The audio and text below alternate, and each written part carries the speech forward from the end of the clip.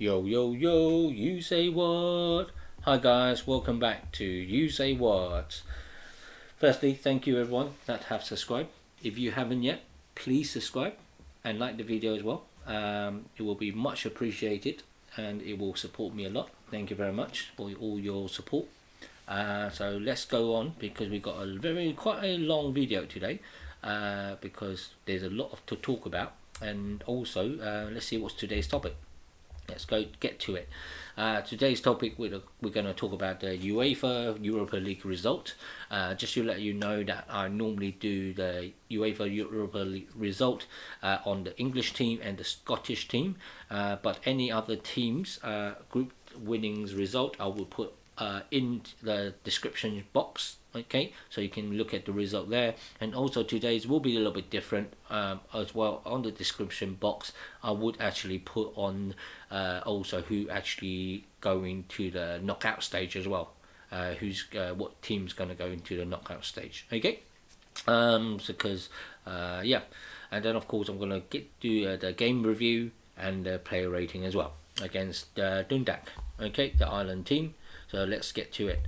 So let's go that the UEFA Europa League result. As you can see, Liege Potsdam was new and Rangers beat them by 2. So Rangers through to the knockout stage, as you can see, and Leicester's won and AEK Athens 0. So Leicester's also gone through to the knockout stage and they won 1-0 yesterday. As for Celtic, they beat Lille at 3-2. And unfortunately that's the one game that they won. Unfortunately it's a bit too late. They're out of the Champions League, and yeah, what can I say, shame for Celtic, and I guess you know, Tini will be upset about it as well. So they won one game like this game and draw one and lost the rest, so they lost 4 games. So they're out of the Europa League on that sense. And with Tottenham, my fault. I forgot to change the score. It's actually 2-0 to Tottenham. They won the game on that one. And then sorry about this. So yeah, so Tottenham won 2-0 against Royal Anthem, so they've gone up top of the table for them. So they're already qualified, but they top of the table against Royal Anthem, and Royal Anthem also qualified, but they're on the second of the table. So yeah, so that's it. Tottenham's are through to the Europa League the knockout stage. Rapid Vienna against Molde, they drew 2-2, but sorry, my fault again. Yeah, Rapid Vienna draw against Molde, and yeah, they draw, and Rapid Vienna is came third of the table. Molde won, so Molde is through to the knockout stage with Arsenal. As you can see, Arsenal beats Dundalk 4-2 on that stage. So yeah, 4-2. And yeah, not bad on the game, to be honest. Let me give you the game review on that. We play okay. I wouldn't say we played brilliantly, but and look at the scoreline, we should look like we won brilliantly. But I think there's still a little bit of bits of that we need to go through. As you can see. Let me quickly go through it. The ball possession, we've got 52, so it already means that not normally if you've got high percentage of ball possession you will win a match. As you can see against Tottenham we've got 70% and we didn't win the match. So that's one of the incidents. I always don't think that having possession of the ball you will win the match most. It's more of your tactics, how you go towards it, which team you're playing, and critical of the chance that you have, as you can see. So total shots 17, not too bad, not a lot but not too bad, but you can see the shot on target is the most important. As you can see that shot on target is 8 and shot off target is 3. So from you looking at it, that is a good sign. 8 on shot target, 4 goal. What do you want? So we are taking our chance, which is good. I know it's only Dundak, but this is what we need to bring when we're in the Premier League. Block shot 6. These are the things that not much you can do. If they can block the shot, is their ability that's so good on that. So you can do that. The one thing I like to see as well is is that we only got corner kicks 4. Okay, so it's not a lot. Okay, it's not a lot, and we take our chances. That's mean we are more playing so it's good on that sense. 1 offside, foul 13, which I like to see. Is we should put some more fouls, so tackle more. Yellow card 2. This is what I like to see: is 2 big chance and no big chance miss. This is what I like to see a lot on that sense. As you can see, what can I say? Big chance miss is not available, and we score 2 goals and 2 big chance, and we scored the 2 extra more. So which is good on that. Those are not available as we don't have any hit woodwork or even need to counter attack, because I think we don't need to counter attack because we have more of the ball, and also that we couldn't counter attacks because they're hardly in our first half probably on that. Shot inside the box, which is a good as well, because we've got 11 shot in the box, so it's good. We're taking our chance, which we score 4 goals. Shot outside the box, this is what I like to see as well more, because I know that Arsenal is not always known to be shooting outside the box. They always try to be inside the box or walk into the goal, the ball. So it's good to see some shot on the outside the box. And if you look at it, we have 2 goals now from outside the box, and they're both brilliant goals. The last games that Lacazette score, and this time is Elmeni. So we have to take our chance when we're outside the box to take these shots. Sometimes yes, you might not score a brilliant goal, but sometimes you might have a deflection or anything like that goes in as well. So why not take that chances to have that goal? Because within that 4 goals that we score, 1 of them is outside the box, which is great, and it's good.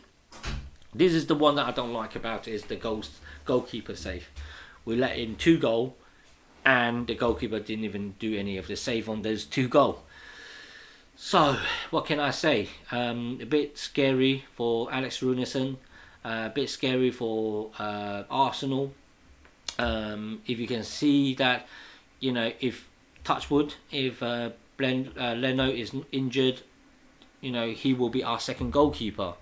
And for him to be what I see in that game, a bit scared. I'm really hoping that Leno is not going to get injured. Because I don't think Alex Runarsson is up there yet to be able to step in. Unlike Martinez, because at least Martinez, he can step. He give the what can I say? He give the fans confidence that if Leno is injured, we still have a good goalkeeper that can step in. At the moment, Alex is not giving us that confidence, so it is scary, and Arsenal had to double think about it as well at the moment. I think Matt Macy need to give him a chance and show what he can do, because he has been in the club longer, and just in case, to be honest, really just in case on that, because Alex Runarsson is not giving me that confidence at the moment, especially with this game. Okay. Accurate passes is good to see, 90%, but with the scoreline, great.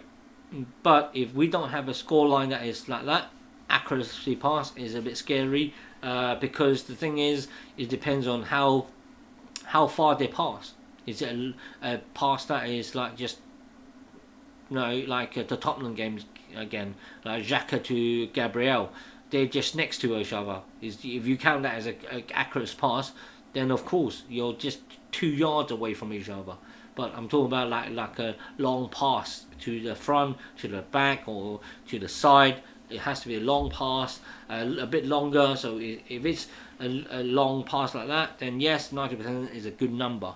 But if it's like just next to each other and you calculate that accurate pass, of course, this is not a good sign if you have so much high number of passes on that.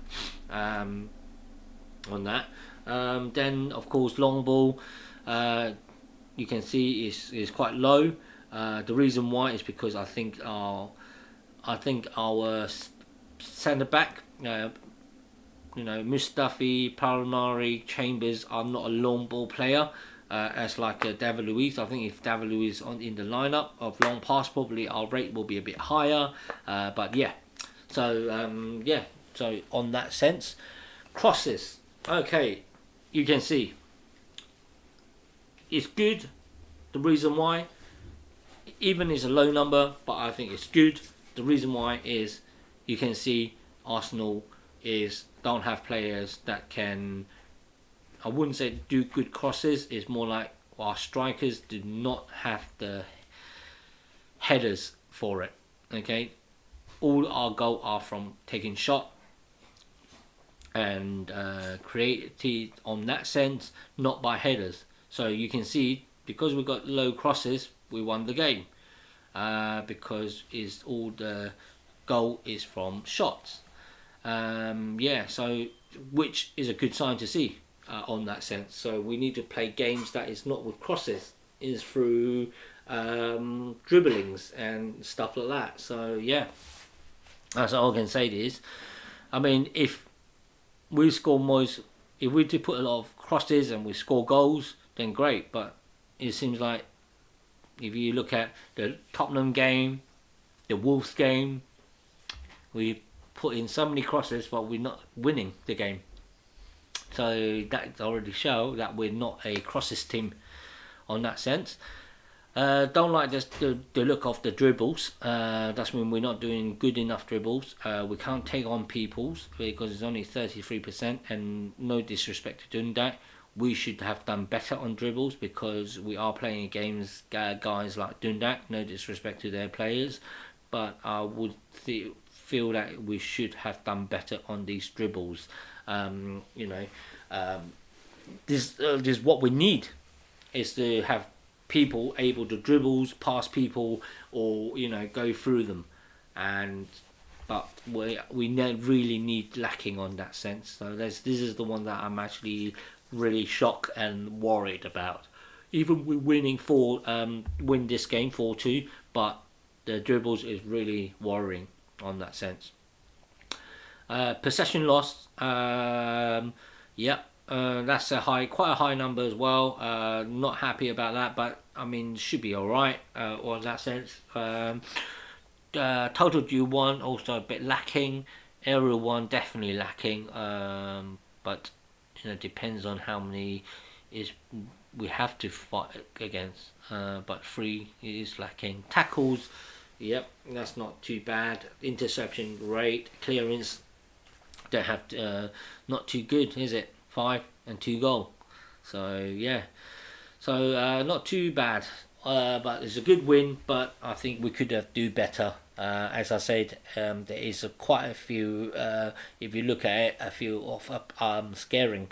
I think is the reason why that we won that game is because of the opposition team. No disrespect to Dundak, but I think Dundak is just not at the same level in the Premier League. I think if they were in the Premier League, they probably wouldn't be in the Premier League. They will be more on the Championship side on that sense because of where they are. But then I think, Arsenal, that's why we are not... If we play like what we play today against team like Leicester's, Wolves, Everton, I'm sorry, but I think we might not even won that game. So this is the downside of my review. of it. It's great that we won, to be honest, and played a 6 game, won 6 game. But I think there is a lot of thinking to do, because if we put this into the Premier League, I think we will not win this game, because if there's a lot of player that if we do that, they probably won the game. They might have chance to score. They probably, it's just. I mean, it will be a tight game, I would say, but it would put this mentality in. But then, it wouldn't be a easy game like what we won 4-2. If this, stats or the way they played in the Premier League, I think it probably give a tight game and probably a draw. I don't think we will win that easily on that sense, due to, if you look at, on the dribbles and stuff like that. But the good thing is we take our chance, the big chance, and we score the 2 chance. So yeah, there's a good sign on it, but we need to put this game into to the Premier League plus more, I would say. Just like goalkeeper save, we need to have save more dribbles. Those are the things that we need to do more on that sense. Okay, let's go to the player rating. As you can see, the player ratings, let's start with the first 11 that is put out. As you can see, I got my formation wrong. If you saw my last video, I used 4-2-3-1, but I tend to go back to 3-4-3. To be honest, I actually thinking he should go back to 3-4-3 even in the Premier League. I know that some people say this formation can be a negative, but with the player that we have, it can be quite attacking football as well, if you ask me. Because if you look at our first 11, Kirantini and Ber'er is a more attacking player, so I think it's a good chance that that we can do better on that sense. To be honest, so yeah, I think that should be countable on it. So yeah, so let's start with the rating. So for Alex Runarsson, I'm sorry, but he has not a lot to do, but he still let in those 2 goals. Yes, people can say that it might not be his fault, but then he is a goalkeeper and he would countable on the 2 goal as well as the defender. So yeah, he still hasn't much to do. Bit shaky, I can see it. So it is a bit worrying, as I say before. If Brent Leno's gets injured and he's our second goalkeeper and he's performing like this, I'm gonna be honest, I will be very worried for Arsenal on that sense. Okay, so on the defenders, 3 at the back. Paramari, I gave him a 6. Mustafi, I gave it 5. Chambers, I'll give a 5. Paramari, I can see that he did quite a few mistake, but he did play quite well on it. Mustafi, as I say, they're not much to do at the back, so I'll just give them average on that sense. At the midfield, Ainsley Maitland-Niles played okay. He's defended well. He's going forward. He's done great, but not much spectaculars I can see. But he's still got a 6 from me. 7, Elmeni, because of the goal that he scored. I wish that he can do that in the Premier League. To be honest, help out for the scoring on that sense.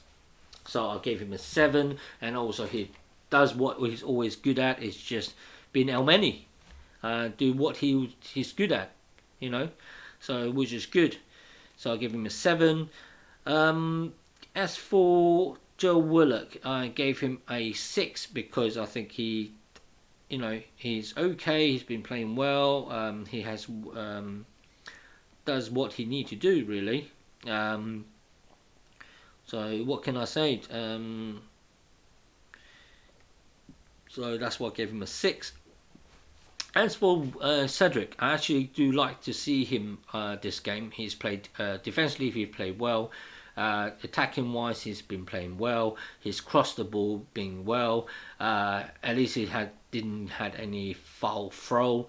To be honest, I do like to see him more probably playing in the Premier League as well instead of Ber'er. I'm so sorry. I am a Ber'er fan, but unfortunately, I just feel like he's not playing as well as he is at the moment. So I think Ber'er need to be dropped. At least give Cedric a chance, and probably give Ber'er a chance of playing in the Europa League to build up his confidence a bit and practice his throwing, and stuff like that. So yeah, I think Cedric's been playing well in that game, so I gave him a 7.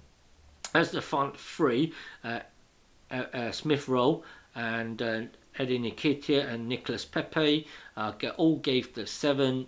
They both. Eddie Nketiah scored a goal, which is great. Nicolas Pepe assist, and also Smith Rowe assist as well. Yes, it's probably Smith Rowe. It's not so much of an assist. I think Elmeni just took that shot much better, on that sense.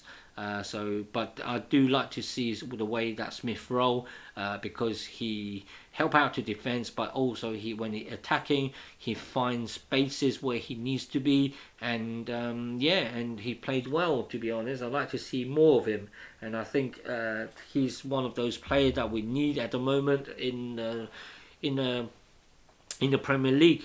So hopefully he can bring that to the Premier League and give us a more creative side of things on that sense.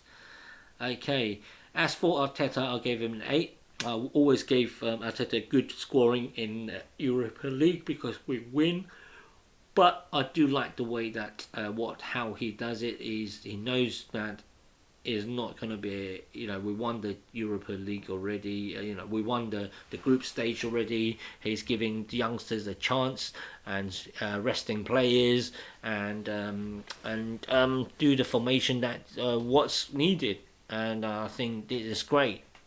So 8 for him. A bit of disagreement on the, how can I say that? Substitution, a bit shocking because I prefer Danny Debars not to be in there with change with Elmeni, but he might have a way because he want Danny Debars to have a run around, have some minutes on his belt so that he can perform a bit more better in the Premier League. So probably that's why he changed Elmeni out and Debars out, because if it wasn't that the case, then I'd rather him swap Elmeni with Miguel Aziz. The reason why, then Liege can have more game time as well in the Europa League, as you know that he probably not be playing in the Premier League anyway, so give chance for Joe Willock to play, because he just came on 80.